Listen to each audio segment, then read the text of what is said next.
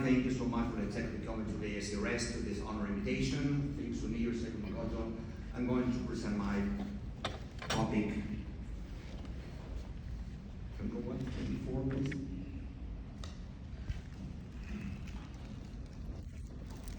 Microsurgery and our published paper. As we know now, Peter's cavity is very interesting now because we have the OCT, we have the OCTA, just to watch what's going on with the metal macular holes, equatorial membrane, and full thickness macular hole, and watching the OCT and OCTA, this vítreo-retinal interface. Long time ago, Dr. Paco spoke about that we think that equatorial membranes are equatorial membrane phenomena according to ventral contraction, anterior posterior and tangential fracture, and we know this name of vítreo-macular retraction syndrome.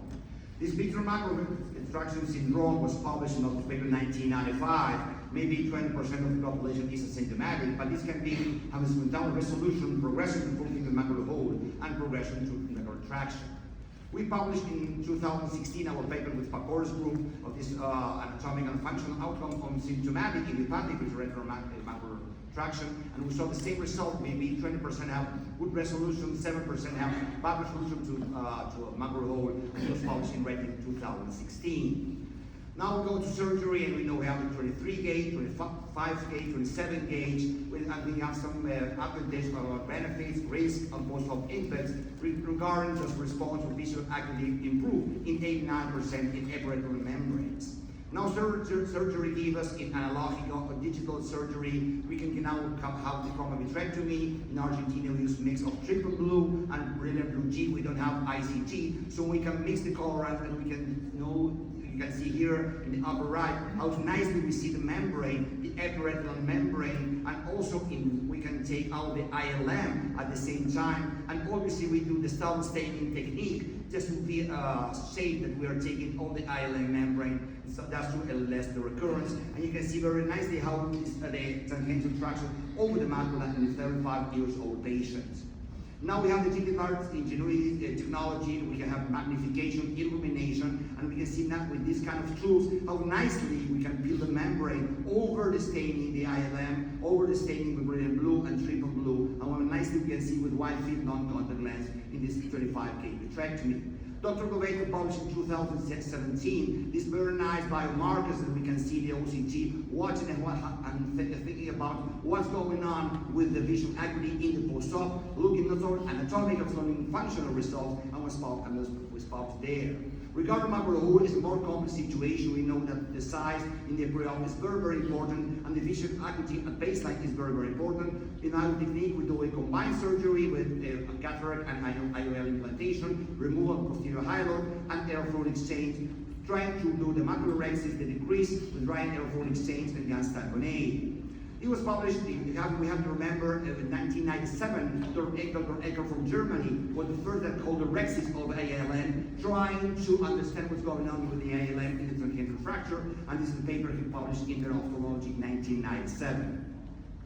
After 2010 and 2023, Dr. Michalewska and from Poland, when they published this inverted internal limited membrane technique with large macular hole in a prospective clinical trial, trying to understand what's going on with the functional and also with the anatomical results. And this year, 2023, Dr. Wiedemann published that we are trying to do the island peeling, improve not only the visual acuity, but only the macular hole closer, they reduce the macular thickness, and improve the macular function. Regarding macular hole, Dr. Tomer published in Retina World Congress 2019. It was primary and refractory. We are according and consensus around the world what's going on with the primary, but we have some issues and controversy what's going on with the controversy. Because when we have the controversy with the recurrent macular holes, we have two techniques that they are one each other. The amniotic membrane, published on the Bronto region from Italy, the natural one, and the autologous retinal transplantation, published by Dr. Tamer Mamutu in the USA. This is one of the cases of our series. We said quite very nicely is we have to be in all the details, trying to get one graph in the temporal quadrant with the subretinal cannulas, vertical scissors, chandelier lights, and wide field, and using perfluorocarbon just to get a more graft and safe to move with bimanual technique to move the graft from the separated part exactly to the macular hole with the finest loop to put it in the correct way under the perfluorocarbon, and then we do an electron exchange with siliconoid tamponate in 100% of our cases. Then what else? This was all the paper, the publication from Dr. Rizzo about the hypnotic membrane that he put it not only in the retinal breaks just and do it also the adaptive optics, just to what's going on with the photoreceptors when we are operating in macular hole, in the refractive macular hole. Also, Flavio Resende from Canada published with this consortium a very large classification of 1,000 patients in 2023, explaining what's going on in the macular hole because of the size, because the size is the matter, and size doesn't matter here, according to the visual acuity in the post-op, and this was published in the ASRS Journal of the International One. Also, Barbara Parolini from Italy, this very nice classification in myopes, because the myope traction maculopathy was published, and there was a paper this year published about including validation of this kind of myopic traction maculopathy, also doing the observation against the macular buckle that we can do in big myopic macular hole traction. I was published. Also, we published in the American Academy our post in 2019, and we published in 2020 our cases about retina expansion.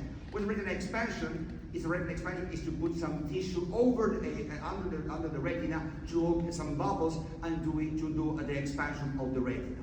So we're going now speaking about our paper. This paper was published in 2021, a 24-month follow-up of refraction macular holes, where we compare the autologous retinal transplantation or ILM versus the retina expansion technique. This our result was a retrospective single-center comparative study of 28 patients, all of the macular holes more than 500 microns, and what we saw is with autologous ILM transplantation improved visual acuity, more the retina expansion, and 20-month follow-up, the 85% of ILM transplantation achieved closer. But the more important thing is that the baseline macular hole size was not significant in the pre-op factor that includes in macular hole complication. This was almost our methodologies, statistical significance, and you can see here on nicely what we improve the visual acuity in the autologous ILM transplantation against the retina expansion. So with this, one patient of our case, was